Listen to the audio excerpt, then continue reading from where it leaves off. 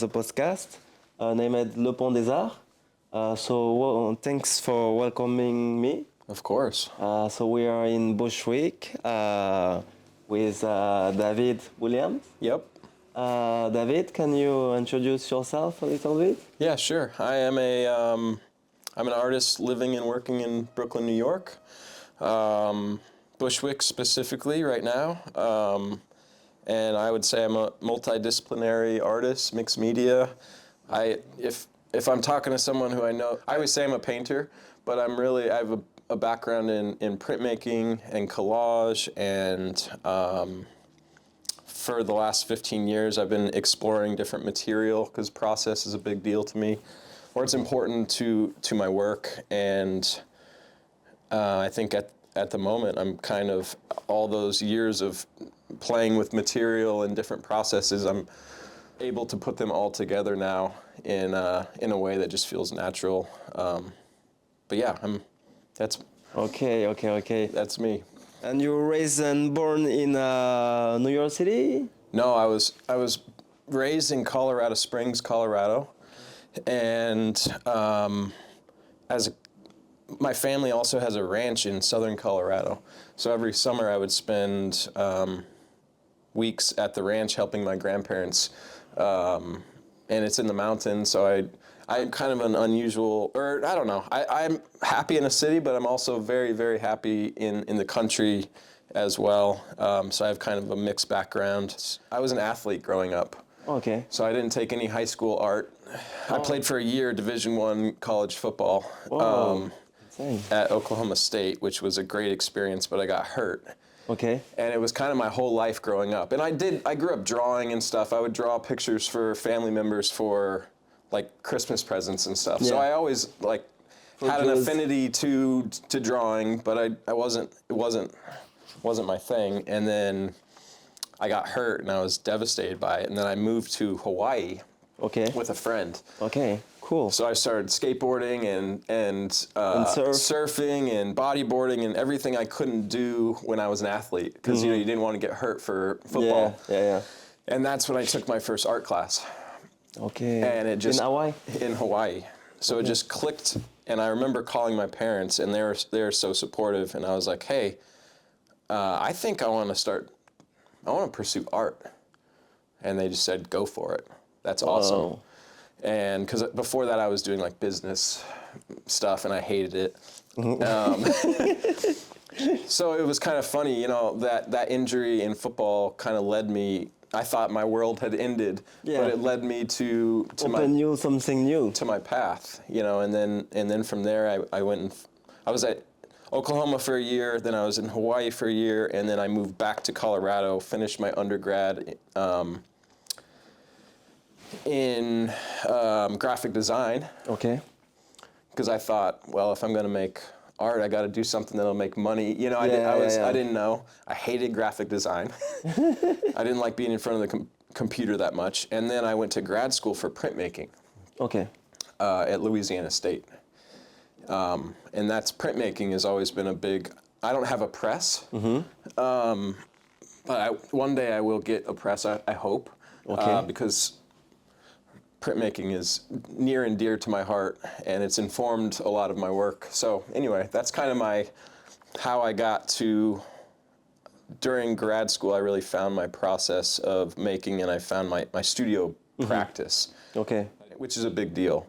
You kind of you finally understand what it means to have a studio practice and be serious about it. So for the last 10 years, after grad school, that's what I've been doing. And for you, what is a studio practice? The biggest piece to a studio practice is showing up. And it doesn't have to be when I have studio days, I'm in here for 7 or 8 hours, so it's a full day. Yeah. But even sometimes I come in for an hour, and that can be just as important as that 8-hour day. So I think showing up is the key to having a studio practice, and also it needs to be a place where you can be completely open and free and experiment, talk about stuff that's hard to talk about, be vulnerable, try and have fun. Yeah. really important to have fun. Yeah. Yeah, and also maybe trying to be most free as you can. Yeah, I mean, it'd be freer than when you're in your studio working, in my opinion. And it's a spiritual thing. Okay. So, but I do think the main thing is showing up. Okay, okay. And so you tell me that you growing up in Colorado. Yeah. In the ranch, Uh-huh. and you make horses. You ride horse. Growing up, my grandparents did have a couple of horses. Yeah, and bulls maybe, or. We have cattle. Okay, okay. Yeah, so we still have cattle to this day. So I do a lot of work. Like every May, I go to Colorado, and I get ready for the cattle. So I meet my uncle. My brother, my nephew Isaiah, he joins. So we all meet there in May. Family meeting. Exactly, and it's kind of the guys' trip, and we work on the barbed wire fences, and we work on getting firewood for the winter, and work on the ranch for about 10 days every. So it's a lot of work. It is a lot of work, but it's good work. And it's tough. It is sometimes, yeah. Sometimes. It's a pretty big ranch, so it's a lot to take care of.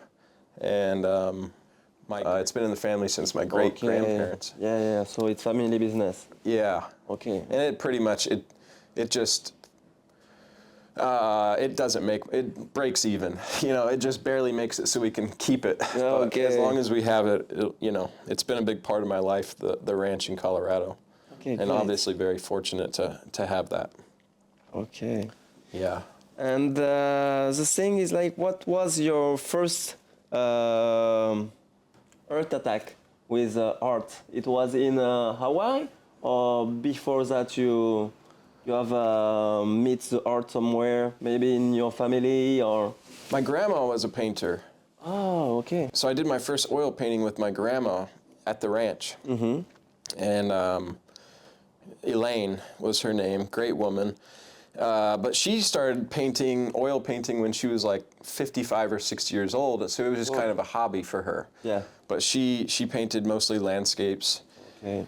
And so every summer I have a lot of memories of her. I'd walk in and she'd have her on the living room table. She'd have all of her paint stuff set up, and she made some actually pretty good pictures. I mean, she wasn't trying to get like galleries or anything like that, but she loved it, and so I was always surrounded by art with her a little bit, and her paintings were all over the house. But I didn't really grow up going to museums that much. I'd say when I had the huge light bulb moment is when it was the last semester of undergrad. I studied abroad in Italy. Okay. And I made a trip up to Berlin, and I'll never forget that trip because first time I saw that 4 or 5 months in Italy in 2008 was when I had like the aha moments. Okay. Where I saw an Anselm Kiefer show in Berlin and I started crying.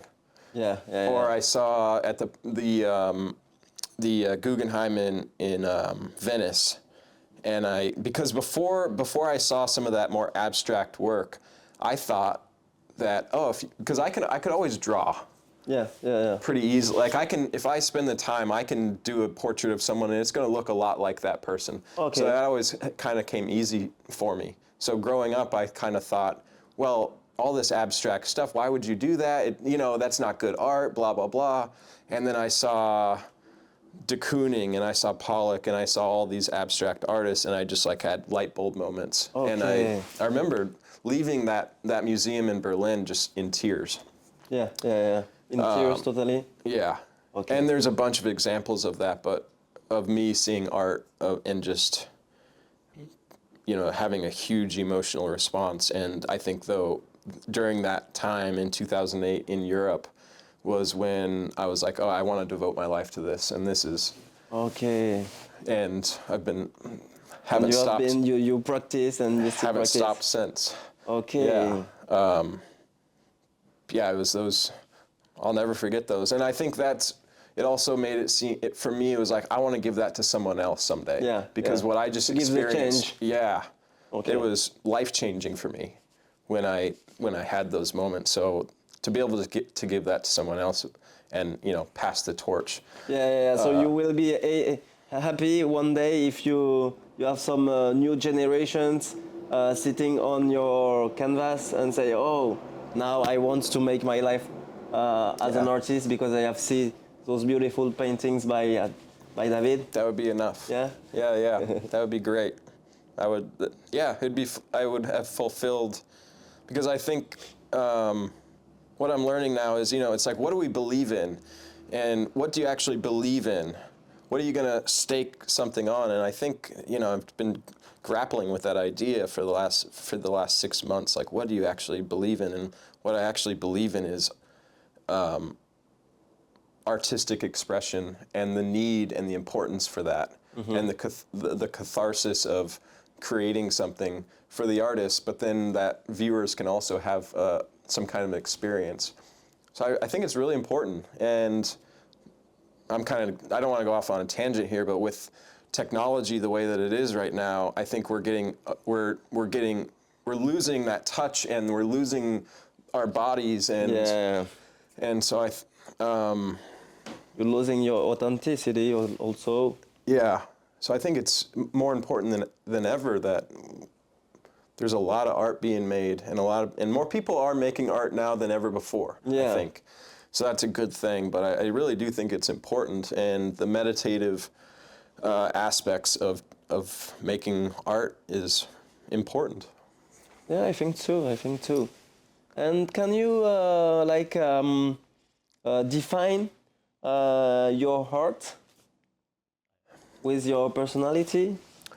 Define my art with my personality? Yeah, I know it's kind of a hard question, maybe, but I find interesting. Yeah, I think with my background, I think it is connected to it, and I'm even going back to like my early days of being in sports, because in that time you learn what dedication means, and putting the work in, and also the sport that I played, American football. It's pretty aggressive. Yeah. And you're getting a lot of, it's these energy. Exactly. So I think in some of this, we can feel it also into the canvas, Yeah. So I think there is some of that I've always had. And earlier on in my career, I was making a lot of monotypes, and it was just these very it's the movement of the hand and the ferocious kind of movement. And I know kind of you flip the ball or exactly. So I think that's always been inside of me. I feel like some people when I was playing football said you're the nicest person off the field, but when you get on the field, you're like don't mess with David Williams, And I feel like in the studio, I'm very serious. I take it very serious, but I do feel like I'm a pretty nice person. Yes. Also, and I think with how my art is related to my personality is empathy. And an understanding of other people's perspectives, even though you can't quite understand what they're going through. But I've always been a very emotional person.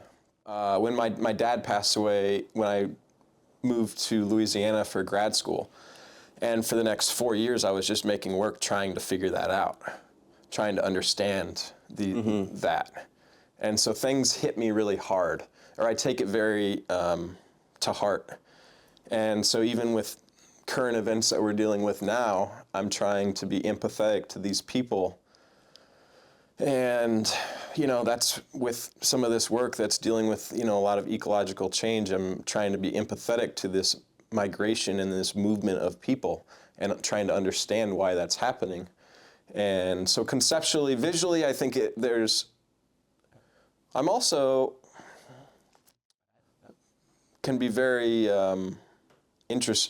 introspective and kind of I'm a studio rat for sure. Like I like my alone time in here, and it's a very solo endeavor. So a lot of the work is very quiet, and it's slow and methodical, and then some of it's very to the point, get to the point quick. I've been doing these drawings of where I only get one pencil. I can sharpen the pencil, but I can't resharpen the pencil. Yeah, okay. So make a drawing, and you get to that quick. Get to the point quick. Yeah. Don't mess around. So make every mark meaningful. Yeah. Okay. And with these pictures, You don't want to waste time. no, get to the point. Yeah. And with some of these, with this one behind me, you know, as I talked about before, I can't erase that oil on that linen. So it's also, it touches on the actions that we make matter. Yeah. The things we say matter. And sometimes you can't take them back. So. And it's all about the contextual things. Like your gesture is going to have the right shape into the right moment. Yeah. It's a moment, you know, kind of frozen in time.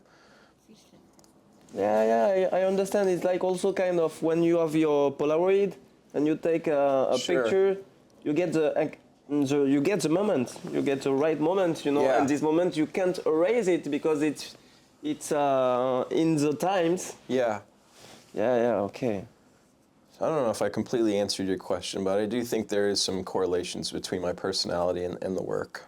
Yeah, but we can feel it, and it's also really touching because we can see your work like kind of abstract, really aggressive. That you're telling, like when you enter in the field. Yeah. It's kind of a fight between yourself and the canvas. Yeah. And with those woods, we have a part of you which is really sensible. Yeah. Sensitive, Sensitive. sensible, both. Yeah. And really meticulous. So it's really cool. I like the both style, you know. Thanks. Because those ones are more poetic. Yeah. And we can feel your part like really empathic. And the other one, we can feel the man really strong, you know. There's some urgency in the other ones, I feel like. And, you know, it's a time, Li Yufan is a great painter. He talks about his work, you know, it's very, you know, it's a mark. And he talks about empty consciousness. And he's been an influence recently of just having this meditative happening. That's he's in this work and some other Asian calligraphy like type lot of minimalism. Yeah, and or Enzo painting, where it's the circle, and it's just one breath. Yeah. With the circles. And it can be either, I think, if I'm not an expert on it, but I think it can be an exhale or an inhale, but it's just one breath. So a lot of these ones are, it's a mark. Yeah. Okay. What are the correlation between the landscapes you do with the global warming and all the nature problems and the human being? I guess 2.5 years ago, I started doing landscapes, and it was just a way for me to have a reset in my studio because everything was getting really conceptually heavy. And I did a show here in 2021 in New York, in Manhattan at Padre Gallery. That gallery doesn't exist anymore, but I had a show there. Padre Gallery? Yeah. With Pablo Villazan? Yeah. And that show was after it was made during 2020 and 2021. And we all know that time period of the pandemic and everything, and it was pretty high anxiety and just all, you know, political upheaval and all this stuff was going on at the time. So I did that show, and I remember afterwards a collector came into town to see the show, and I was walking around with him, and I think I said like 3 different times as I was showing him the tour of the show. And it was a show of, it was abstract, but it was a lot of figures. Yeah.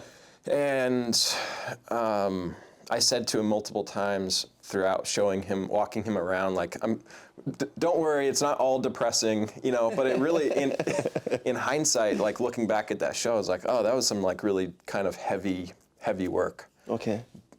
It's kind of hard. it was hard for me to make too, I realized. I didn't realize how hard it was for me to make it until afterwards. And I was just like, I need to find something that just makes me present, makes me happy, and also what do I want to hang in my own home? I don't want to have this I don't want to have this like weird figure looking at, you know what I mean? With a lot of reds, like kind of blood. Right. I want something like really peaceful. And when I'm at home, I want to look at something abstract that I can find my own conclusions. I want to look at maybe a still life or a landscape. You know, that's just my personal preference. Well, you know what I mean? You just want something that's calming. So I started making these landscapes, and I've been going to Arizona since I was a little boy.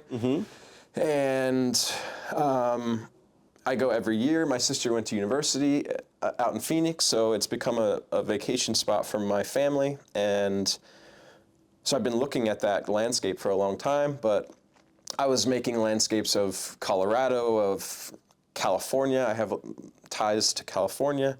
And then I started doing these pictures of the saguaro cactus.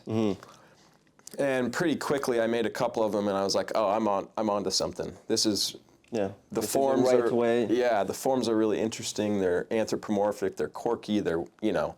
And so I did a whole series of these, and there was no people in them. There was no even animals, really, maybe a couple of birds here and there, but it was just like Cactus. Just landscape, peaceful. But while I was doing that body of work, and I was researching the area, and the border of the Sonoran Desert is the southern part of Arizona and the northern part of Mexico.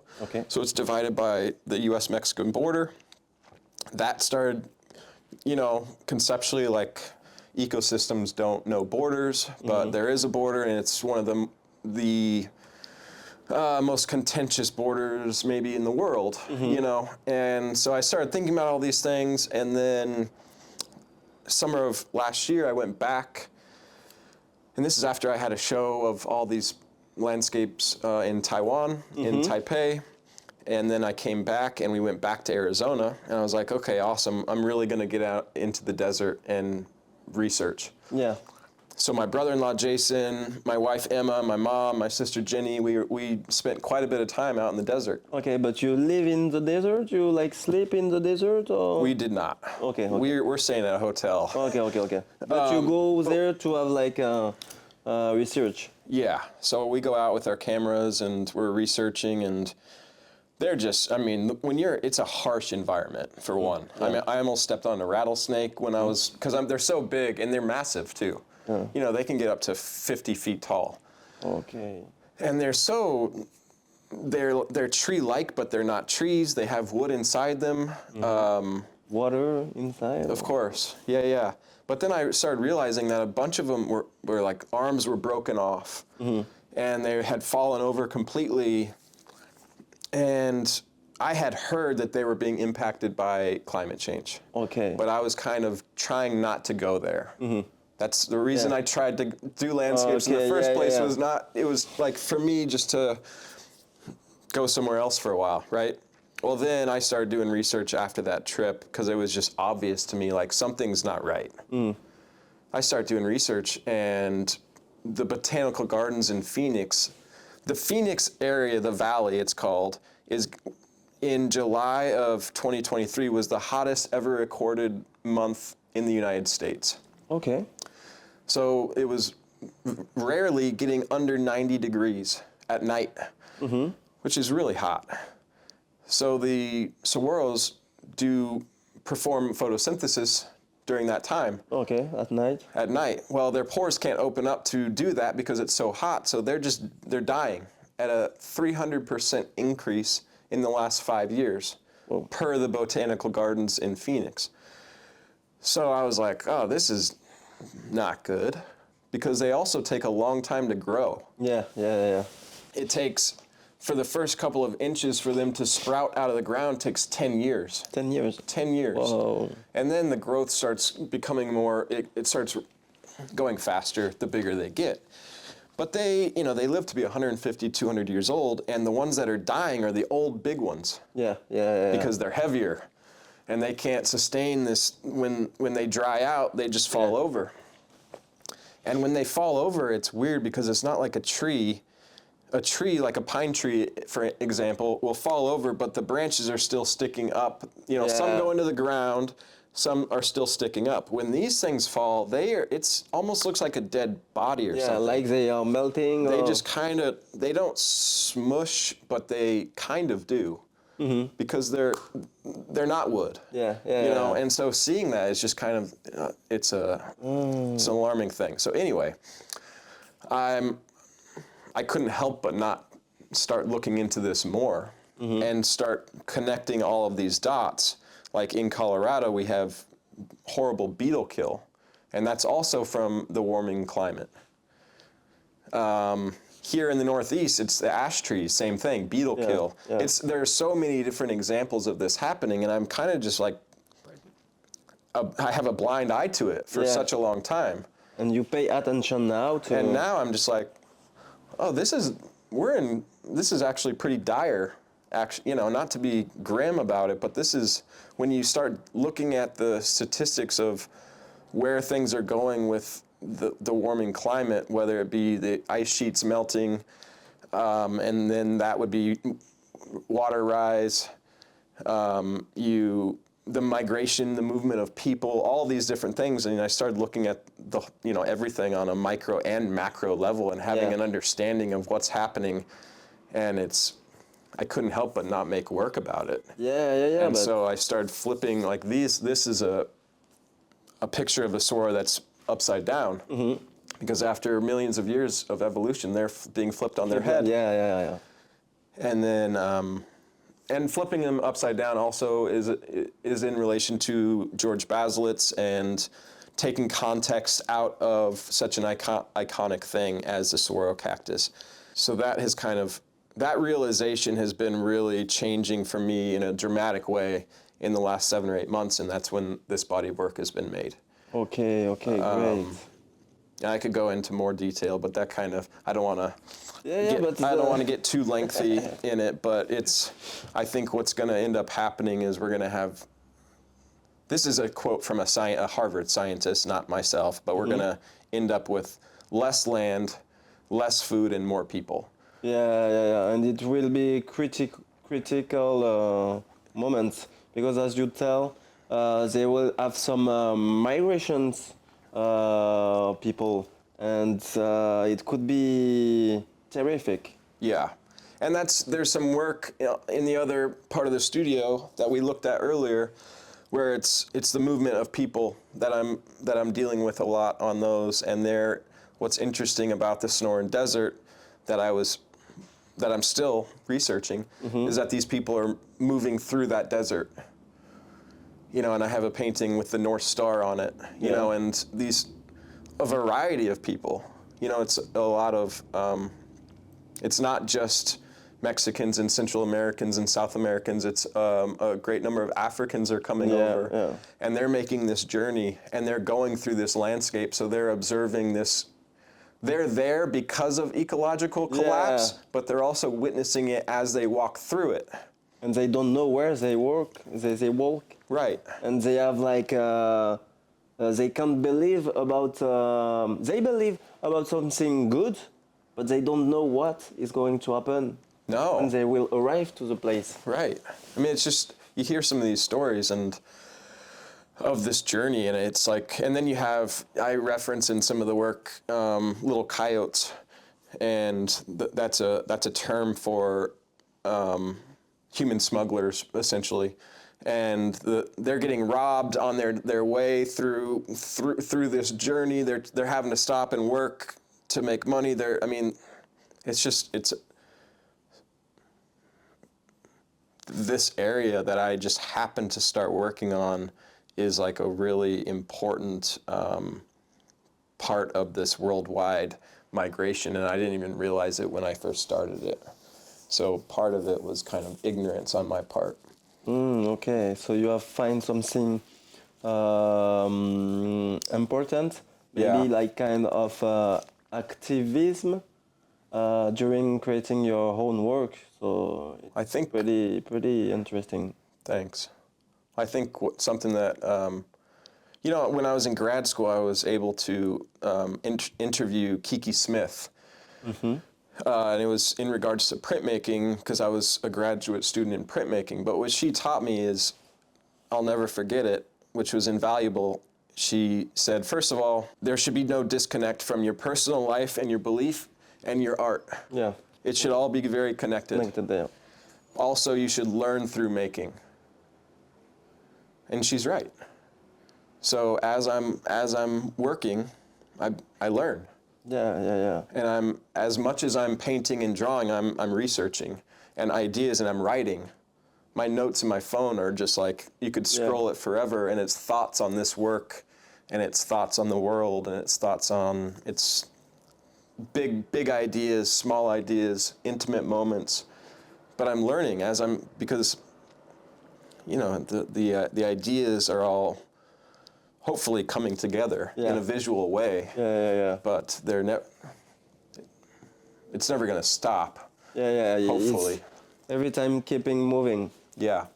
Okay.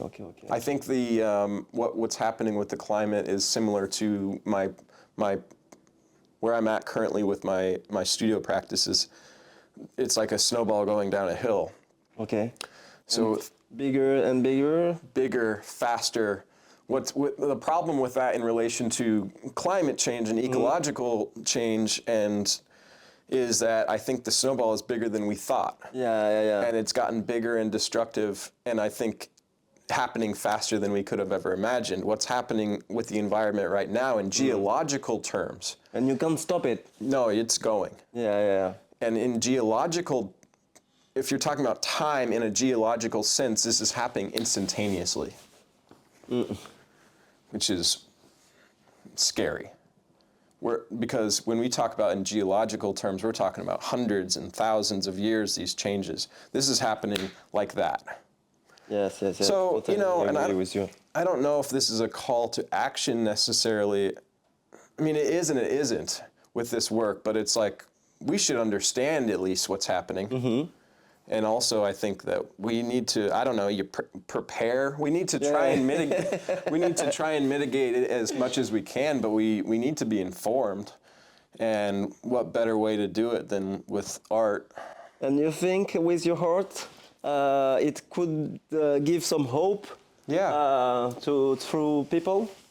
I do think that, because even though some of it is tough subject matter, there's also, I think I'm attempting to celebrate human ingenuity and the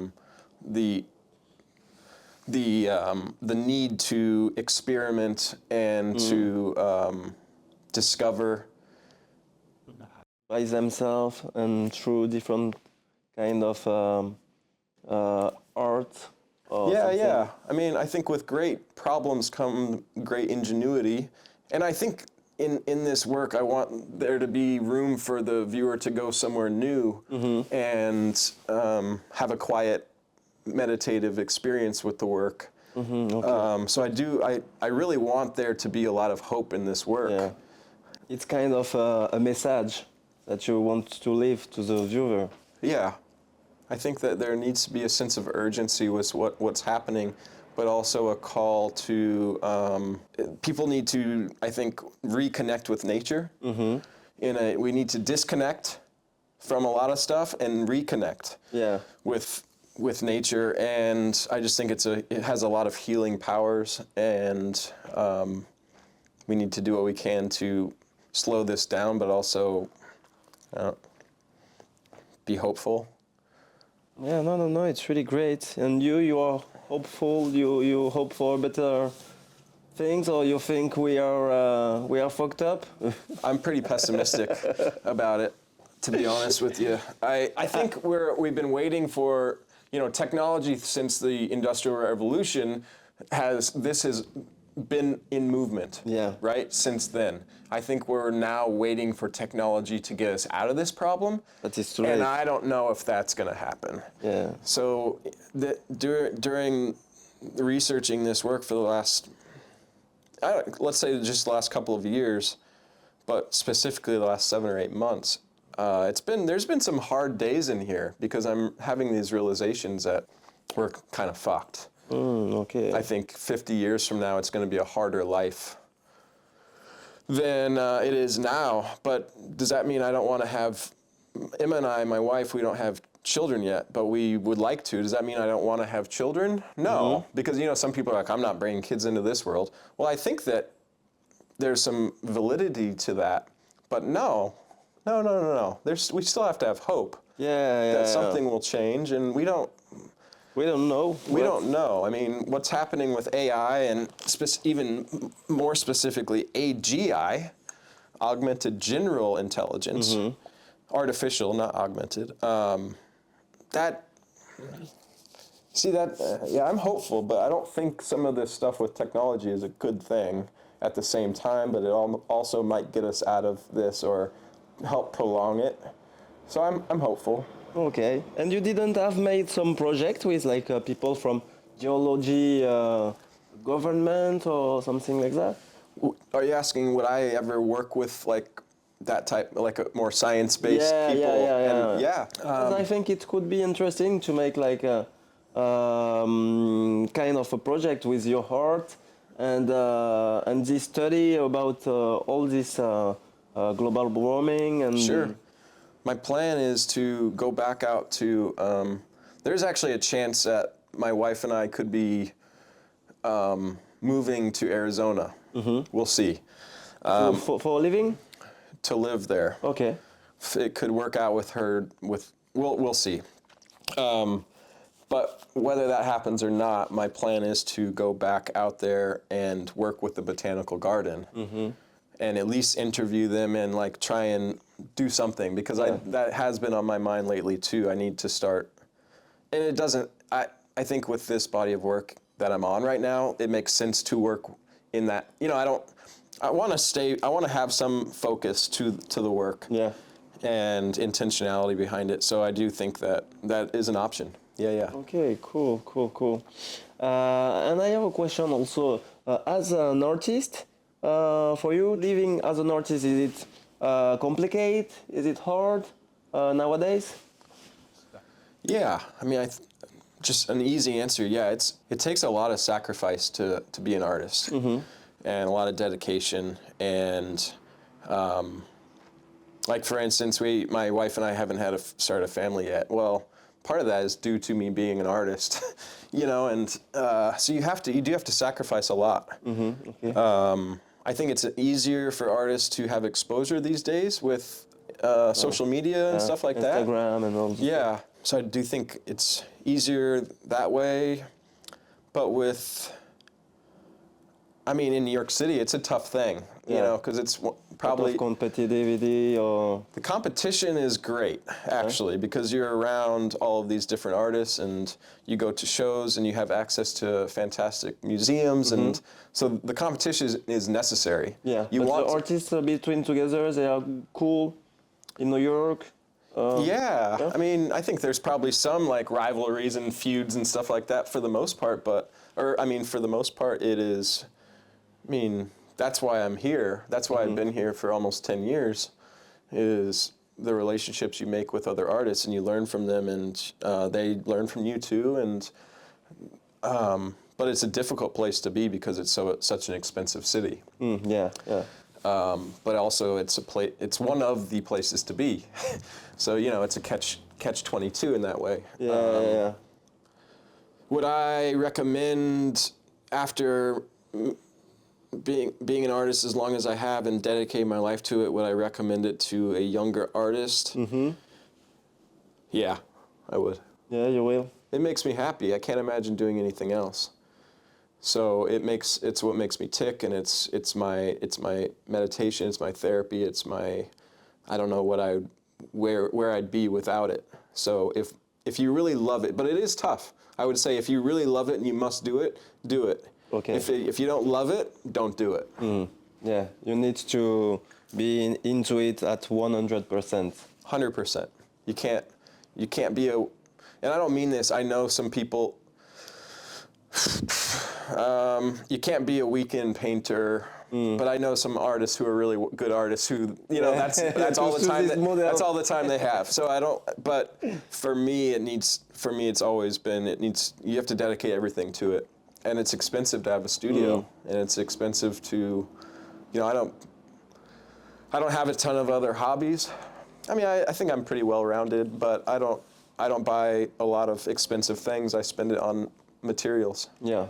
Okay. So you have to, if you love it, you have to really be willing to dedicate yourself to it and sacrifice a lot to do it. But I think in the end, it's worth it. Yeah. Okay. And for the younger generations, if you have some like keys, what will it be?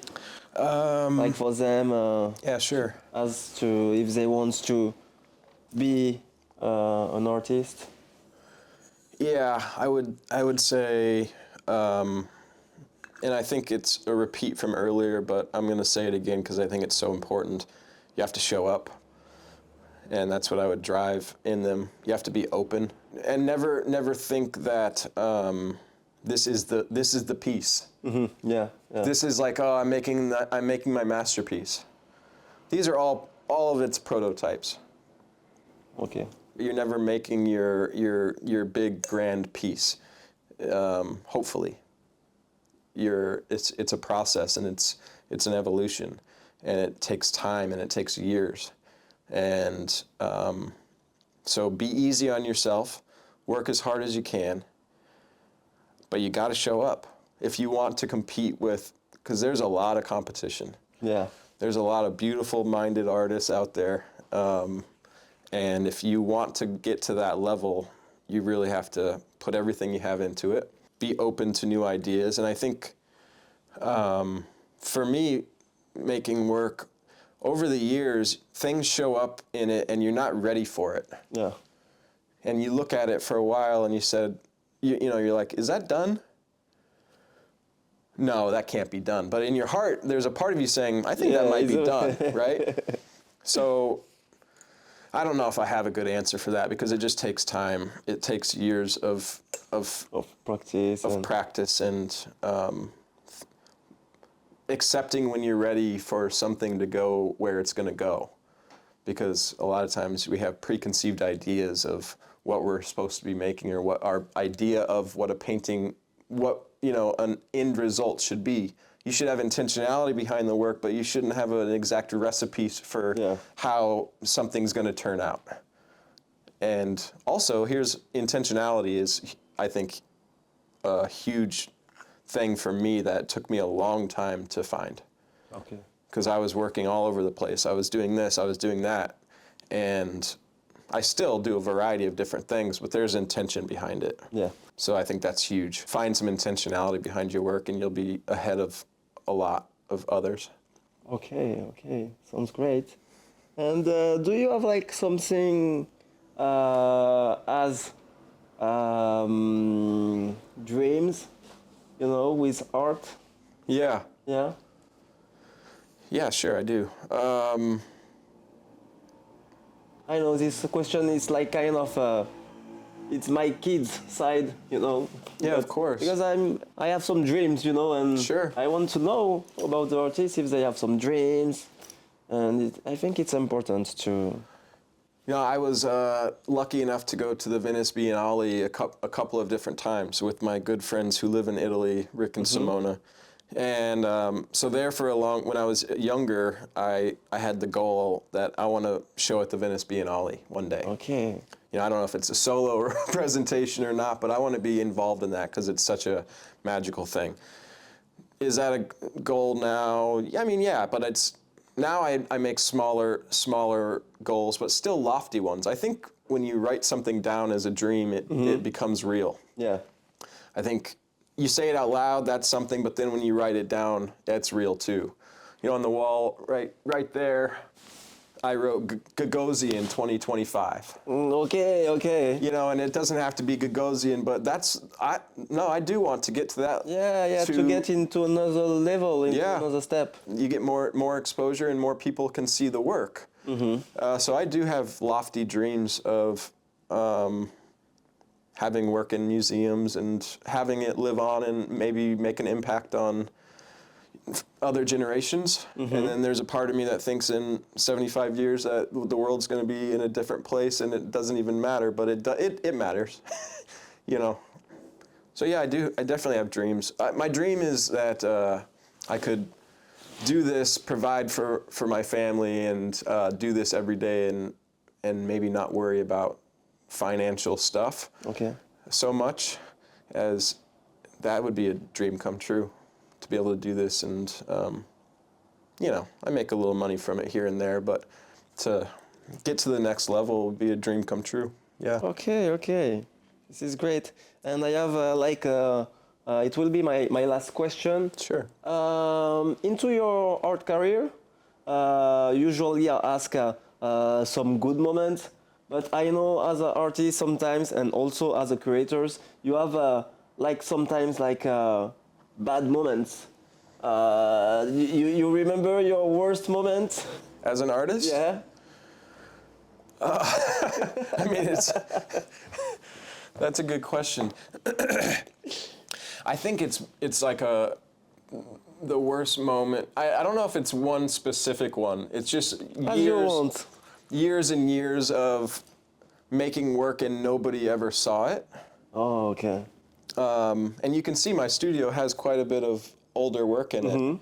So the years of struggling and no one's really seeing the work, but you have to pick yourself back up and keep making it. So it's like I guess Derek Adams is an artist, and he told me when I first moved to New York, or pretty quick into me being here, he said, they will show up. Yeah. They eventually will show up. If you work hard, he's like, you're talented, they'll show up, be ready. Yeah. So I think it's important for an artist to, whether you have a show lined up or not, you're making a show. You're curating a show in your mind. And so the struggles have been in New York City of years and years of no one kind of paying attention. Okay. There's been some other times where disappointments where a piece is sold, but then the collector never pays. That sucks. Because us as artists, we think, okay, it's sold, the money will come eventually, and then sometimes it doesn't. Yeah, because sometimes they disappear, or sometimes they find something new, or... Yeah. I know this. And it's just part of the game. I want to make it somehow like in the future. If something is sold, then you need to put some kind of down payment or like 10% down or something. You know, that's a funny question. There's been a lot of hard moments, but it also, I think what's great about New York City is that it really makes you perseverance. You have to have it here. Yeah. And you have to love it, or else why would you be doing this? Yeah, I totally understand. And also that those bad moments, they give you also like strength. Oh, and also 100%. For me, I think bad moments can be also good things. I think, okay, so some artists, I'm almost 40 years old, okay? Okay. Some artists get really, they get attention earlier on. Well, that didn't happen for me. It's starting to, things are starting to pick up. But all those years of learning, I'm grateful for. Because I learned so much, and I was able to, I know a lot of younger painters who are getting a lot of attention. They're in a hurry to get a show out, right? Yeah. So they're never able to really sit down with a painting or rework a painting for months and years. Or researching something. Yeah, so I think it's actually a blessing in disguise that I had to struggle for a long time. And, an artist told me, a really good artist, well-established artist told me, you don't start making good paintings till you're about 40. So just kind of buckle in, And I'm not saying now I'm 40, I'm starting to make good paintings. I'm just saying it takes time. It takes a long time. It takes time. But I wouldn't change it. Okay, great. So thank you very much for this exchange. It was really great. Lovely. Do you have something to tell where we can find your works? Maybe you have a website or Instagram? Or yeah, of course. I have My website is under construction right now, but Okay. it'll be up soon, hopefully. My Instagram is David C. Williams _studio. Great. I'm not going to talk about any upcoming shows quite yet because I'm still keeping that under wraps for now. Okay. But So we need to stay tuned.